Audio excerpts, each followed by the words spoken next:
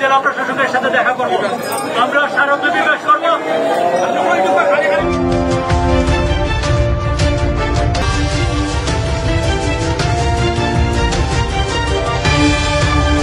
আমরা প্রধান উপদেষ্টা সহ আমাদের সংশ্লিষ্ট মন্ত্রণালয়ের উপদেষ্টা সচিবদেরকে অবহিত করার জন্য আমরা এখন একটু পরে আবার আমরা বিভাগীয় কমিশনের কাছে আমরা 17 বছর থেকে আমরা বঞ্চিত জকিগঞ্জ খানাইঘাট। আপনারা একটু খেয়াল করে দেখবেন, অথবা আপনারা যদি জকিগঞ্জে বা খানাইঘাটে যান, মনে হয় যে সিলেটের বাংলাদেশের মানে বিচ্ছিন্ন করে আমরা আমাদের উন্নয়ন চাই।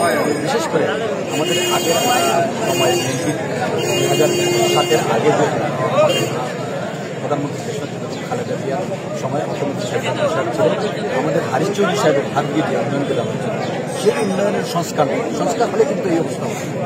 আমরা আমাদের ন্যায্য দাবি নিয়ে এখানে এসেছি। আমরা মনে করি এখানে বাকি যারা রয়েছে তারাও আসবেন এবং আমরা আমাদের জকিগঞ্জের কানাইঘাটের দাবিগুলো আমরা বাস্তবায়নের চেষ্টা করব। এখানে কিছু কথা বলতে হয়, আমাদের মেয়র সাবেক ছিলেন সাবেক মেয়র আরিফুল চৌধুরী, উনিও এই জকিগঞ্জ কানাইঘাটে মিটিং দিয়েছিলেন, উনিও ওনার দাবিগুলো তুলেছেন, উনি সংশ্লিষ্ট মন্ত্রণালয়ের কথা বলেছেন। কিছুদিন আগে আমাদের এখানে স্বাস্থ্য উপদেষ্টা এসেছিলেন, আমাদের মুশফিকুল আনসারী, আমাদের অ্যাম্বাসেডার মেক্সিকোর, উনি আমাদেরকে আমরা ওনার কথা বলেছিলাম, ওনার মাধ্যমে আমরা কিছু স্বীকৃতি দিয়েছি আমাদের স্বাস্থ্য হসপিটালগুলো উন্নয়নের জন্য। সার্বিক এই হলো অবস্থা। আমরা আমাদের এই দাবি নিয়ে আমরা নিয়েছি, আমরা আগামীতে আরও বেশি কর্মসূচি রোডমার্ক সহ আমরা চাচ্ছি আমাদের বৈষম্যহীন সমাজে যাতে জকিগঞ্জ খানাইঘাট বৈষম্য শিকার হয়। বিশেষ করে এখন কিন্তু বর্ষার সময়, বন্যার অবস্থা, একটু নদীতে পানি বাড়লেই আমাদের জকিগঞ্জ খানাইঘাট তলিয়ে যায়।